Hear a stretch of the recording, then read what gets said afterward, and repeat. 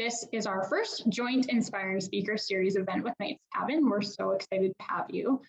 For those who don't know me, my name is Michelle O'Keery, and I'm the CEO of Compassion House Foundation. And here with us today, we have Katie Sevelrud, Executive Director of Knights Cabin, Sarah O'Brien, Provisional Psychologist at Shift Psychological, and our two speakers, Julie Rohr and Marina Rasta. I'd like to start by acknowledging that we are on Treaty 6 territory, the traditional meeting grounds and home for many Indigenous peoples, including the Cree, the Saulteaux, the Blackfoot, Métis, and Nakota Sioux peoples. Here at Compassion House Foundation, our mission is to support women through the cancer journey, and we do that by providing safe, comfortable, and affordable accommodations at Sorrentino's Compassion House, as well as a variety of post-treatment programs and services, including workshops and retreats, local in-person support, and online resources through Compassion Connects. Katie, can I pass it over to you to tell the audience a little bit about Knights Cabin? Yes, and thank you so much for having me, Michelle. It's been a pleasure to work with you guys on this event. So Knights Cabin is on a mission to empower cancer survivors and caregivers to take action, to make positive health changes, to live the best of the rest of their lives.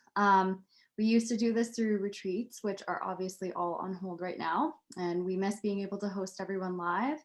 But we've recently shifted, as I guess everyone has, to online events and educational materials and our newest program, which is called Walk It Out. So I'm excited I'll share a little more about that at the end of the presentation. Yeah, back to you, Michelle. Awesome, thank you, Katie. As you can see, both of our organizations work diligently to ease the distress of the cancer journey. Today's topic is focused on the challenges of parenting through cancer.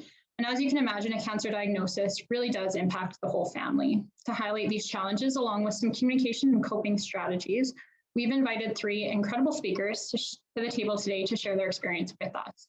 I'll turn it over to them shortly. Sarah will start with a presentation, and then Marina and Julie at the end, and we'll have some time for Q&A after that. But before we start, I do want to quickly acknowledge that this event would not be possible without our sponsor, CPA Alberta. CPA has been a longtime supporter of the foundation, and their sponsorship of this event is so appreciated. So thank you to CPA. Now, without further ado, I'll turn it over to Sarah. Thank you, Michelle, and thank you all for being here today. I'm looking forward to talking with you a little bit about some of the concerns, common emotions that will come up throughout the cancer journey. So I'm going to just bear with me here while I share my screen. Okay. All right. So, and let's just start off by acknowledging kind of the most common emotions that are likely to come up throughout the cancer experience. Okay, so I'm going to just take a moment just to talk a little bit about each of these. Won't go too long with it, but just to kind of all give you all a sense of what you may expect from this. Okay, so kind of, it seems kind of obvious, right? But fear would be probably one of the most common emotions that may come up. You're going through a really scary and difficult experience, and this can make it feel really difficult or stressful to think about the future. You may be fearful of the impact of the cancer and treatment that it may have not only on yourself, but on your family as well. And you may also be worried or fearful about discussing cancer with your children and with your family. The next common emotion people experience would be kind of anger or frustration. So it's very normal for individuals to feel angry about their experience and frustrated over how cancer has impacted their lives, as well as the lives of their loved ones. So, you know, just along with that, the treatment that accompanies cancer itself can be quite invasive, can be insensitive, can even be painful at times. And this can leave individuals feeling frustrated throughout this. So even when we're communicating with loved ones as well too, like a lot of them mean well, right? Sometimes people express things in not so optimal ways, say things a little bit off color to us that can leave us feeling frustrated, or frustrated even just with ourselves and how we're interpreting it or managing this. Moving on to anxiety, definitely not uncommon for individuals to feel worry and uncertainty about their health, finding it difficult to make plans for the future. not uncommon for individuals to feel anxious about the treatment appointments, right? And the treatment side effects. Financial concerns, as well as long-term health prognosis, can also be sources of anxiety. You know, a lot of parents are going to be worried about how their family is going to cope with the stress of, you know, this cancer experience, and just the uncertainty that a cancer diagnosis can bring with it. So going forward from there, definitely guilt. I'm sure like every parent here knows guilt just kind of comes with the package, right? But here it can be even more amplified because parents who are fighting cancer unfortunately commonly experience feelings of guilt due to many factors, really. But you know, not feeling like they're able to participate as much as they want to be, right? Because treatment can bring physical side effects, which makes it hard to find the energy. It's hard to participate. It's hard to maybe be as active or as present as you really want to be as a parent. And a lot of times individuals can feel really guilty about that. Also feeling guilty about like just even the fact that they're sick, which is really terrible, right? Like this idea that I'm somehow damaging my family just by being sick with cancer. Like this is something that I've brought on somehow, and I see how it's impacting my family. That can also be sources of guilt for individuals as well. So even more kind of insidious with the guilt is it can sometimes actually show up as more of like a secondary emotion as well. Just if you're feeling maybe some frustration or some fear or sadness, you may actually find yourself feeling even more guilty about that, which is just kind of like insult to injury, right? Unfortunately. So the last emotion that I'm going to go with here, just briefly touch on, is sadness. So it's going to obviously be common, unfortunately, for people to feel sad after receiving a cancer diagnosis. And again, kind of speaking to the guilt, parents might feel sad about missing out on activities or events with their family due to illness or the side effects from treatment. One thing to remember, though, is all these emotions, even though they're unpleasant to feel and uncomfortable, it's not abnormal, right? There's nothing wrong with feeling this way. It's okay to have times where you're going to feel discouraged or feel tearful, and that's not something that you need to worry about in that sense, even though it's uncomfortable. And just moving on from here, I wanted to just briefly touch on how the link between our thoughts and emotions occurs. So we know through extensive research and therapy that our thoughts greatly impact our mood. It does this in kind of sometimes really obvious ways and sometimes not so obvious ways. So there's a couple different ways that we might experience this. We might have what's called an automatic thought, and those ones can be a little more tricky because they're not always conscious to us, but they will still impact our mood. So sometimes that appears as, you know, maybe we're feeling overly stressed or emotional and we may not even be sure why consciously. We can't make that connection. That's when we know it's something a little deeper than that. Probably an automatic thought is occurring about the situation. Conscious thought's a little bit easier to get a handle on because we're usually more aware of what is impacting us to create this thought within us, right?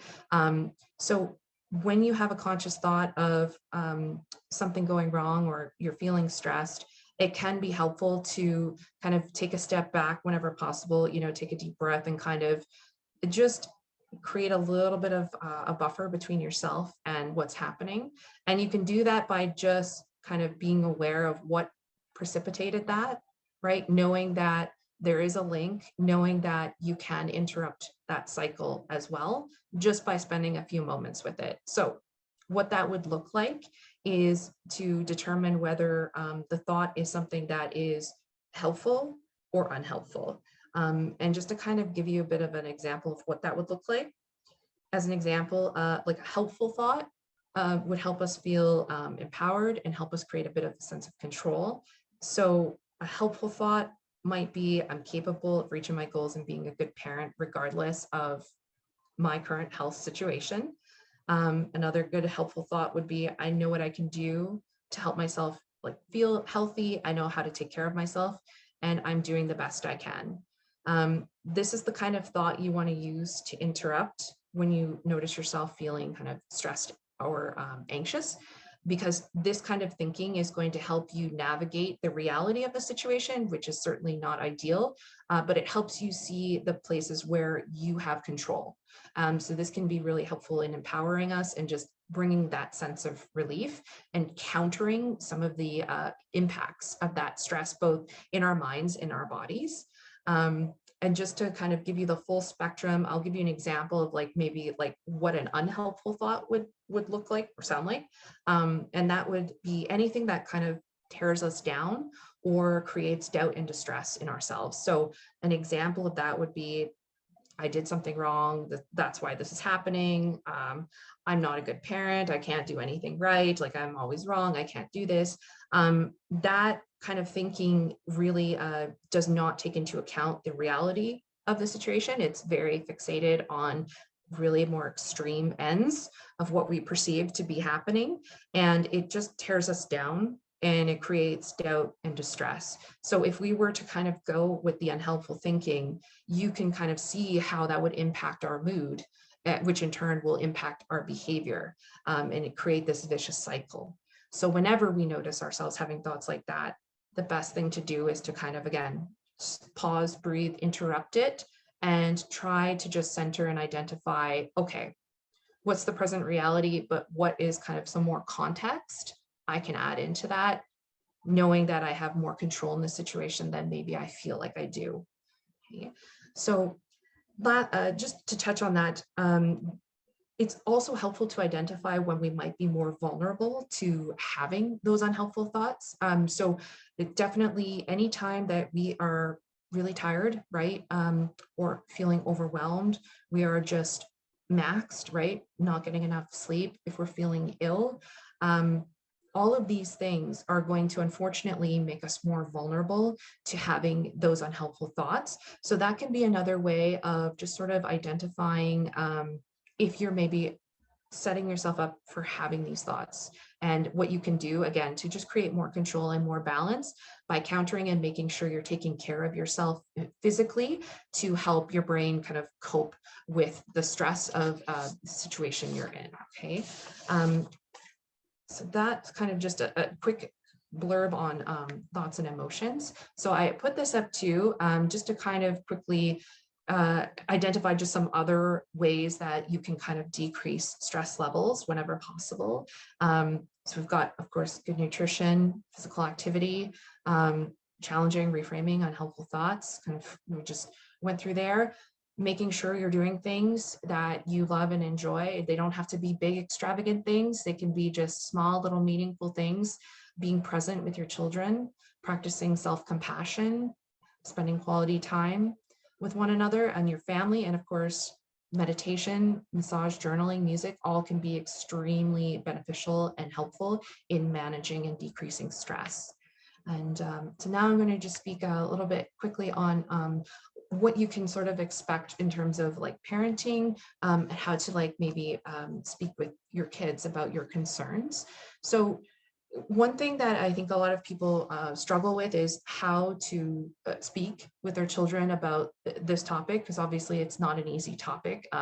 There may be some unknowns and some stress involved with it, but we know by the research in developmental psychology that it's actually the best way to approach tough situations is to be kind of as transparent as you can, right? Like to be as honest as you can, maintaining that kind of like age appropriate limit for information, right? But if you can talk to your children, you know, the way you would talk to another adult, right? In terms of like not sugarcoating it, right? Not creating maybe like false narratives or like making it vague, that's going to go a long way, because kids will feel the most stress when they don't really have a sense of what is happening or what's going on, and if they're missing something. So if you can kind of take some of the mystery out of what the situation is, that's going to go a long way as well for helping your children feel like secure and you know, knowing that you're there for them and that you're being honest and communicative with them. The other thing is really important is to try to maintain the routine and structure whenever you can. This is not going to be like, nobody's going to hit the mark every single day. You do the best you can, but you just do what you can to keep those in place throughout this journey. You want to just also allow yourself to be really present with your kids whenever you can, like be silly with them, right? Like just even sitting, cuddling with them, enjoying a TV show, whatever works for you that allows you to just have that kind of connection with your children is also going to go a really long way in helping them feel secure and less anxious. And of course, that's going to help you as well.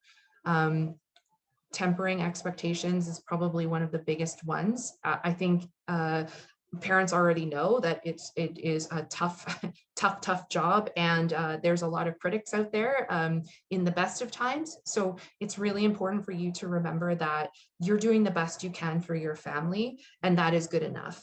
It doesn't really matter what, the external, whatever, social media, Pinterest, all the kind of toxic parenting stuff out there.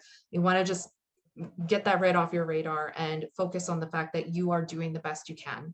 And you're going to have some days where things are just messy. That's just normal. That's to be expected. Every parent goes through that regardless. You are doing the toughest job while also battling an incredibly scary illness. So you really, really have to practice that self-compassion for yourself and allow that self-compassion as well for your family. Know that things are not going to ever be perfect, and that is okay. Of course, making sure you're seeking support whenever you feel like you need it, whether that be from loved ones or professionals. Of course, that's what we as psychologists and therapists, social workers try to do, is provide that kind of those strategies to help if you're feeling overwhelmed, some extra resources for you as well. And biggest one here is, if you do have a day, right, where you're like, I was too stressed and I yelled, I really don't like yelling. You need to let yourself, you need to forgive yourself for that.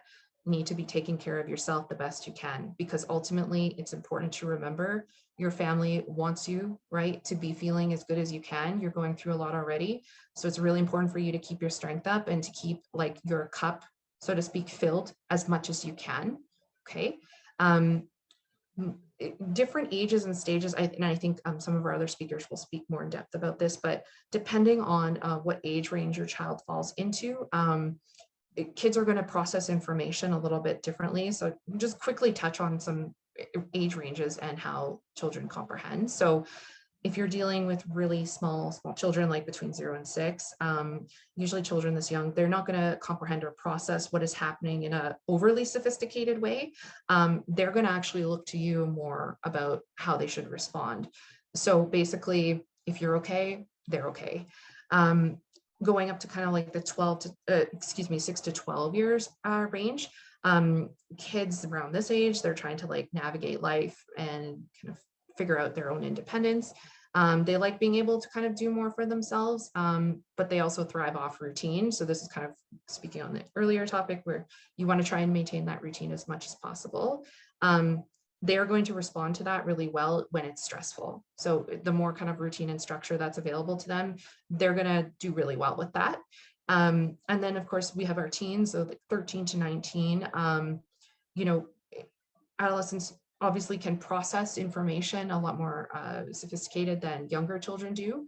And you may notice this with children of all ages, including the teens, is they could become a little bit more clingy. Sometimes they do regress slightly in their developmental age when they're under stress. This is not something you need to be overly concerned about, but just something to watch. And teens can sometimes throw a little attitude. They might be,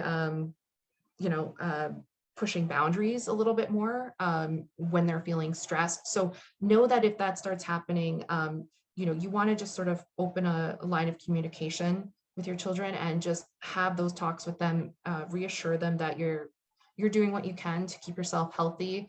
They're secure, they're very much loved, and this is a tough time, but modeling that resilience that you already have, modeling that strength for them, is going to go much farther than you may think it will. So kind of just quick takeaways from how you can help your kids cope is just be open to discussing their fears and their emotions. Whenever you can, displaying warmth and empathy, and do what you can to regulate and monitor your own emotions and your own stress. Know that it's okay. You're going to have stressful days. That's, perfection isn't a real thing, right? So never aiming for perfection, but just knowing that if you do have one of those days, it's just having that line of communication open, displaying that warmth and empathy with the children, reassuring them, right, as best you can. And, being patient is probably the biggest one, because it may be hard for kids to understand the full situation, right? They may not get why you can't be a part of something that you had committed to, and it's because you're just not well, you're ill. So the best you can do is kind of just be prepared to kind of calmly explain why things are this way. It may take multiple times, because kids, again, sometimes they need to hear a few things, something more than once for it to sink in. So, and just know that that's normal. If you notice anything off about your children's behavior, or, sleep, eating, anything like that, don't hesitate to reach out to community resources. Lots of professionals like myself, we do counsel children as well, and kind of help them understand maybe what is going on, give them coping strategies as well, just to offer that extra support for you and your family. So please don't overlook that as an option as well. And don't be afraid to look for help and ask for it when you need it. And yeah, that's kind of the biggest thing is you're going through something really major right now. So the biggest thing you can do is give yourself that time, give yourself that space, and know that you're doing the best you can, and that's what really matters. So thank Awesome. you. Thank you so much, Sarah. Thank you. I will just let everyone know that we will be taking questions at the end. If you'd like to put any questions in, there's a Q&A box on the bottom, or you can put it in the chat box on the side as well, and we'll watch for those and write them down throughout. But we're just going to give all of our speakers the space to present first, and then we'll come around to those at the end. So again, thank you so much, Sarah. Sarah has done a few things for our organization. She actually hosted and facilitated our weekend workshops back in February. And then I had the opportunity to go on the Shift Show podcast earlier this month to discuss the emotional impact of cancer. And so she's pretty well versed in this, and I'm sure would be happy to answer any questions at the end. Next, we have Marina Rasta. She is a former guest of ours at Sorrentino's Compassion House and a Compassion Network ambassador. And she is joining us from Jasper. I'm sure most of us are very jealous of that, but she's a very busy lady running a hotel there. So I'm going to hand it over to her now, because I know she said she may have to slip out at some point.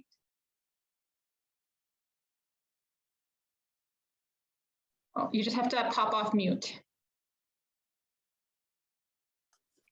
There we go. You can hear me now? Okay, awesome. First of all, that was lovely. Thank you, Sarah, as well. As I was listening to your presentation, it kind of went through every emotion and aspect of my journey, and I'm sure that many other women can relate to the exact same thing. I tried to do mine as briefly as I could, so I won't take too much time, but I had to write it down in order for me to my thoughts to be organized. Otherwise, I tend to go all over the place. This was a difficult one for me because it is so emotional, and I'm very emotional, and I'll probably cry halfway through this because it does have to do with my children. So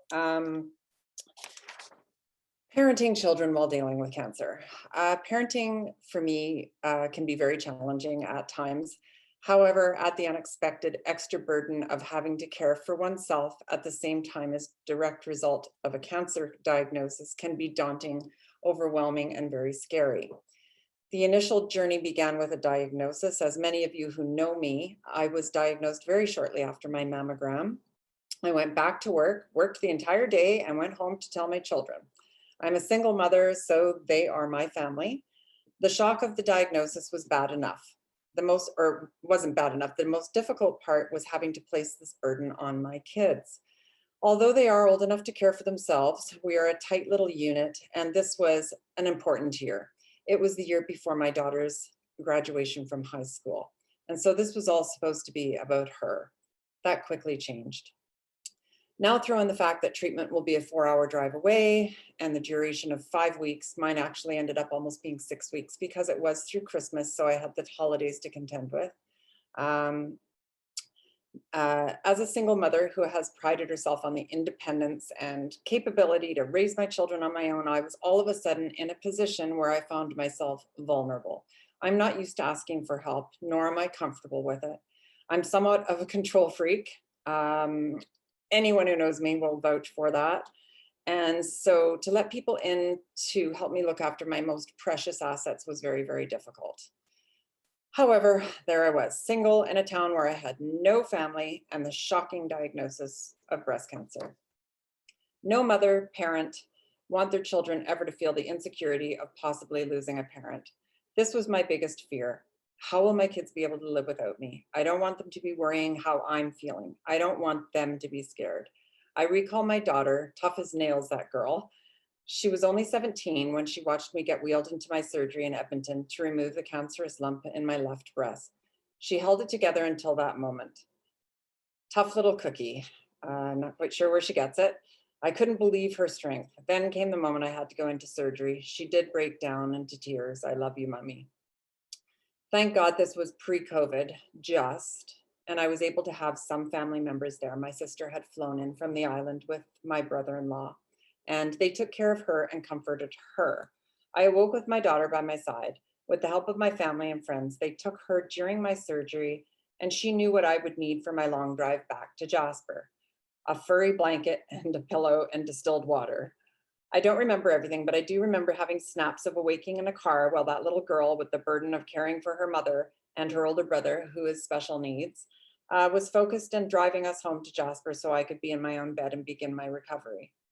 My surgery was September 24th, 2019. She had just begun her graduation year here in Jasper.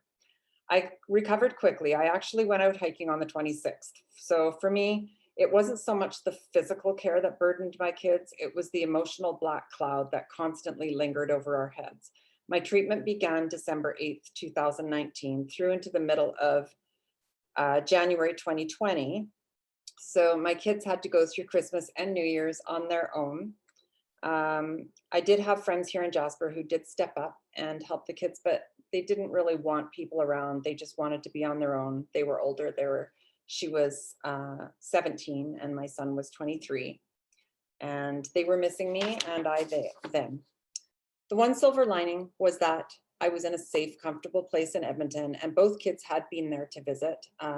My son stayed with me for many days. For that, I will forever be grateful to Sorrentino's Compassion House. Nonetheless, it was far from ideal. The worry and anxiety my kids all felt must have been overwhelming at times. I especially worried about my daughter, who was trying to focus on her graduation and should have been having fun with her friends and concentrating on her friends and her future.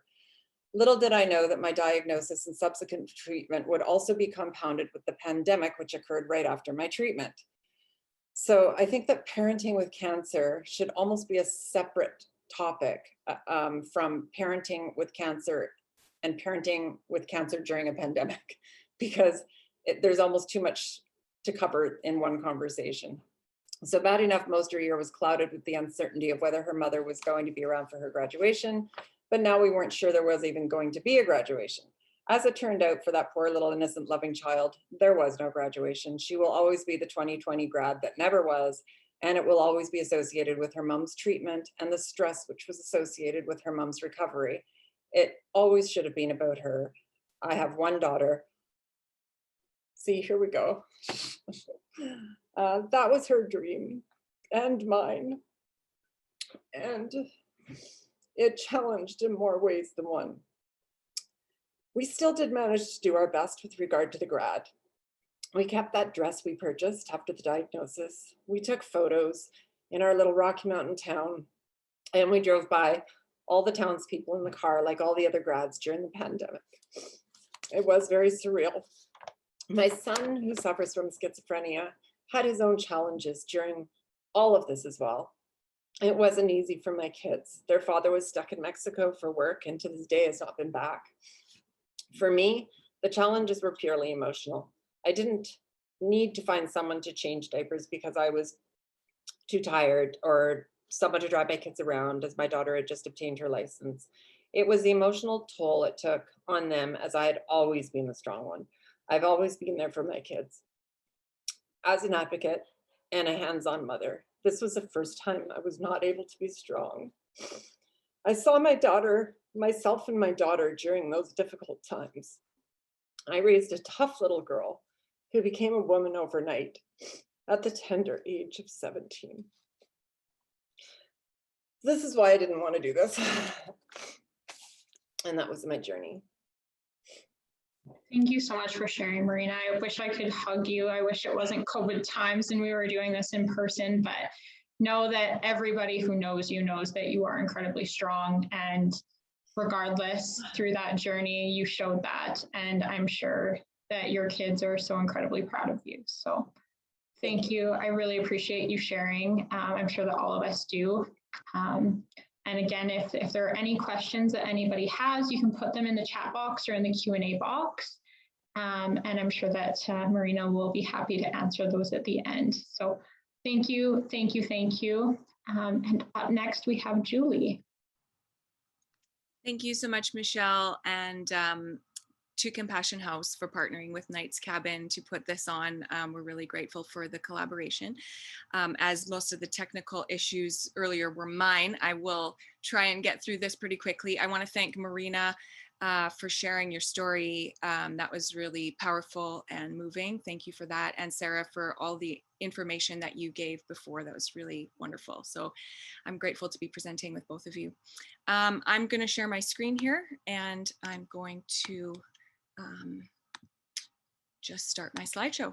So parenting through cancer with younger children is a tricky thing. And I don't know how many of you watching have younger children or older children, but I'm going to start right from when I was a younger child. This is me at the age of 4. I think resilience really starts in your own childhood.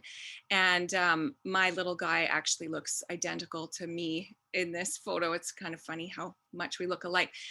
This was my family growing up.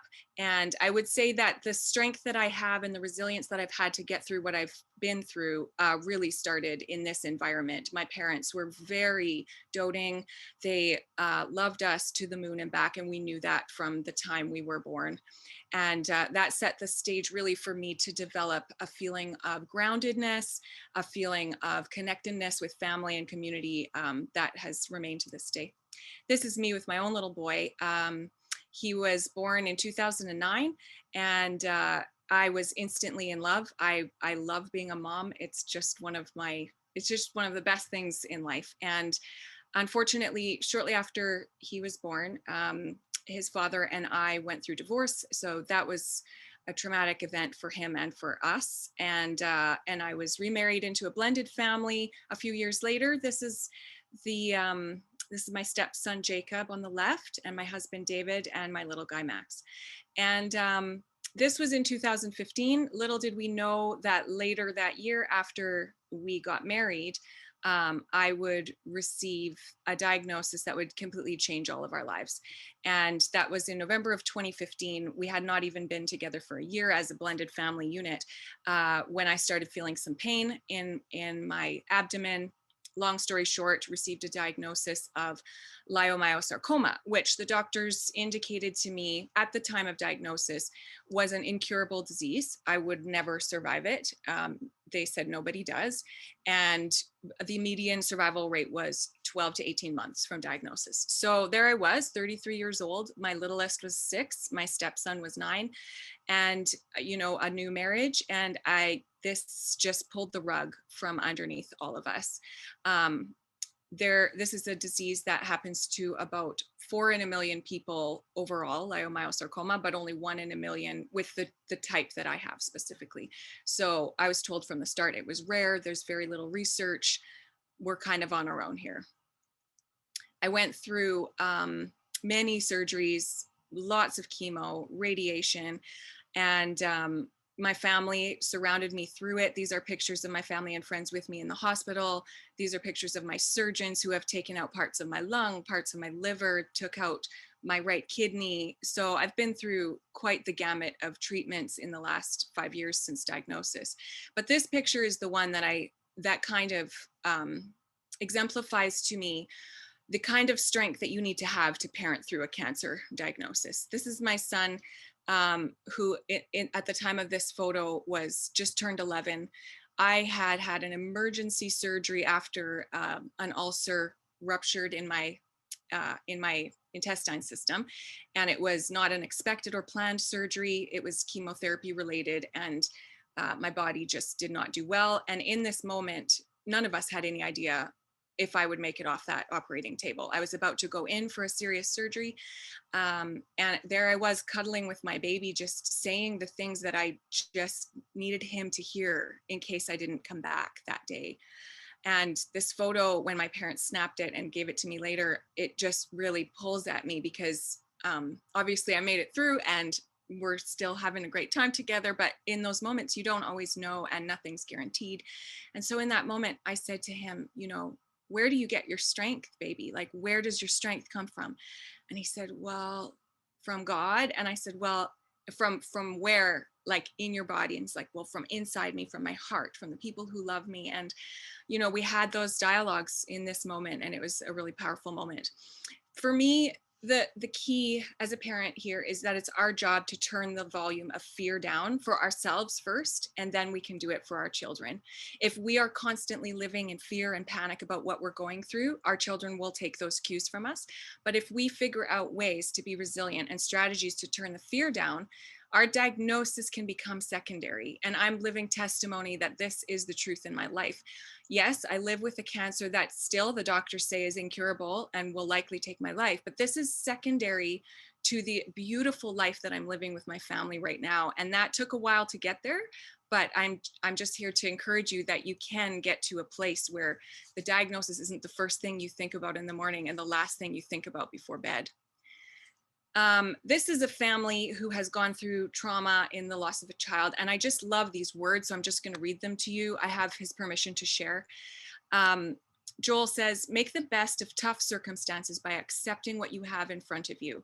This requires facing fear honestly by acknowledging what is hard and disappointing and really giving those feelings weight in one hand. Sometimes that weight is heavier than others. It doesn't mean wallowing forever, but it's not reality to pretend away the pain. Simultaneously, I think there's almost always something recognizable to be grateful for. So hold gratitude in the other hand. This doesn't diminish, excuse, or outweigh the hard feelings. It is, however, a way to take back the moment and find solace in the midst of your suffering. It's not an either or. So you're always going to have in this cancer journey, you're going to have these painful moments, but you can hold on to hope at the same time. And that allows your children to see the dynamic of living with both pain and, you know, with both hope and fear at the same time. I'll talk for just 30 seconds about resilience. Resilience develops in children when the positive outcomes in their life outweigh the negative outcomes. So as parents living with cancer, it's important for us that even though this is a major negative experience in our children's lives, we can give them enough positive experiences to help outweigh the negative outcomes that they're going through with our diagnoses and our living with disease. And that means living in the moment and pointing out the things there are to be grateful for every day, and pointing out the many people that love your child other than you, and you know, the beauty of a bird landing in the tree. Like, all these things are positive things that you can point out to your children day in and day out.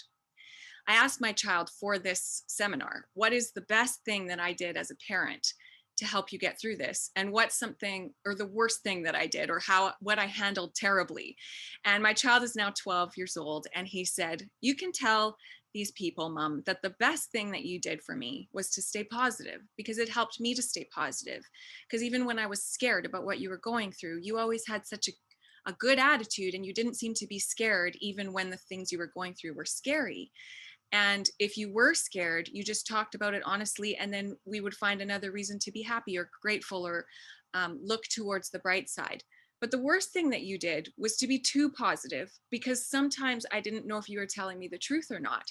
And so I was kind of left wondering, is she just trying to make me feel better? Like, do I really know what she's going through? What's really going on in her body? So I think there's a line to be drawn. You do want to retain a positive attitude and you know, look at the bright side of things, but also to be honest about your feelings. And as Sarah talked about before, there's no use in denying or pushing away those feelings of anxiety or of trauma. It's important to discuss them and talk about them. My son and I have a lot of those talks around bedtime, because it seems like that's when it sort of comes to his mind. Maybe during the day he's quite busy, but when I'm tucking him in for bed at night is often when he'll ask me questions or be really honest with me about how he's feeling. And he knows that I'm an open space because I share my feelings with him. And so therefore he knows he can share them with me. So to end off my presentation, I just want to say, just make your children also know that you're always carrying them with you, that you're always thinking about them when you're going through what you're going through. My son found these pieces of sea glass at the ocean one year when we were there together, and I had them made into this necklace. And every time I go in for a scan or some appointment that I'm kind of nervous about or whatever, I say to him, well, I've got you with me, you know, and just that little act, like you can do these little things that remind your child that even though you're going through a tough time together, they're still top of your mind and top of your priority list. And my son, to wrap it up, my son wrote down some of his feelings in a little book that he said I could share with you. So I would encourage you to work through these kind of thoughts with your children. Even get them to write things down, draw pictures. I'll just read through it really quick. He calls it Cancer Thoughts for Kids, and we are working on getting it published into a resource for other kids, but he wrote it when he was 8. My name is Max, and I'm 8 years old. One day my mom had a stomach ache. We didn't know what it was. My mom went to the doctor and they did a lot of tests. Then they told my mom that she had cancer. My mom told me that she had cancer in her tummy. I was sad and worried. I lost hope for a few days, but then I went to school and I felt better. But after school, I felt sick and sad. I couldn't stop thinking about it. It felt like this. My mom had to do radiation every day for 6 weeks. She had to lay on a bed and a big machine zapped where she had cancer so it might shrink. It looked like this. I felt sad that my mom had to go to radiation, but I knew it was the only way that she could survive. My mom had to have lots of tests. I was worried, but I knew that they would help her. Then came the day that she had to go to the hospital for surgery. I went to school that day and I felt sick the whole day. I couldn't stop thinking about it. I knew the doctors would have to cut open my mom's stomach to get the cancer out. It was a huge cut. It looked like this. The first day I saw my mom after her surgery, she had lots of needles and tubes connected to her body. The needles and tubes were for putting water and medicine into her body. I wanted to give my mom a hug, but I had to be gentle so that she didn't get hurt. The next day when I was at school, I felt sick the whole time and I just wanted to leave to go see my mom. My teacher phoned my Opa to come pick me up, and Opa brought me to the hospital to see my mom. Suddenly I felt hope. I felt positive because I knew the surgery was helping my mom. Sometimes it's hard to feel hope when someone you love is sick. You might feel some of these other feelings like I did: scared, sad, worried, angry, confused, lonely. When you feel any of those feelings, the best thing to do is to talk to someone else who loves you. There are also tools you can use to help you with what you're feeling. Try breathing with your belly. It can sometimes help. Don't breathe in with your chest. Put your hand on your tummy and breathe in with your nose. Breathe out slowly with your mouth. Relax your muscles. Maybe a warm bath will help, or squeeze your hand into a tight ball and then let it go slowly so that you feel your hands and arms relaxing. I can tell you what a panic attack feels like. It feels like you are in front of a diving board and you can't see what's underneath it, but there's a gorilla chasing you. So either you have to jump off the diving board into something you can't see, or the gorilla catches you. It's a bad feeling. But even when you have bad feelings, that's really normal when you are going through something hard. It helps to talk to someone you trust. That can help the bad feelings turn into okay feelings, and then maybe even good ones. Thank you so much for your time today. I really appreciate you being part of this seminar, and I guess we'll turn it back to Michelle. Thanks, Julie, and thanks for sharing that. That's a really beautiful piece that you guys have put together. And I think, having that perspective was one of the things we didn't think about when we put this on. So having the kind of seeing it through the child's eyes, I think, is really special. So appreciate all three of you. I know that we're coming up against the 1 o'clock here. Does anybody have any questions? I'm not seeing any in the, oh, I do. Thank you so much to Julie for sharing that book your son wrote. I would love to chat with you about it, from Roxanne.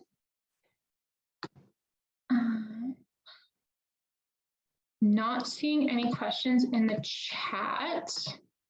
So just being mindful of everyone's time. If not, I think that Julie had her Twitter tag there. If anyone wants to follow her, I know I do, and she posts some amazing stuff there, but that would be a way to connect. And she's shared a little article in the chat there. I know Sarah has a 1 o'clock coming up and Marina has to get back to work. So let me just double check here. And Roxanne has asked me to share her information, so I will do that following this. So thank you to everybody for participating. Thank you to everybody for coming out. I know this was a really emotional one, and I'm sure hard for all of our guest speakers to share, but really important information, and hopefully some really great strategies that can be applied to those parents who are watching and going through it right now. I want to again say thank you to CPA Alberta for sponsoring this event. Thank you to Knight's Cabin for partnering with us on this. And I'm just going to open it up. Katie, you said you had a couple of things upcoming. So if you want to quickly plug those to our audience, you can jump in just right here.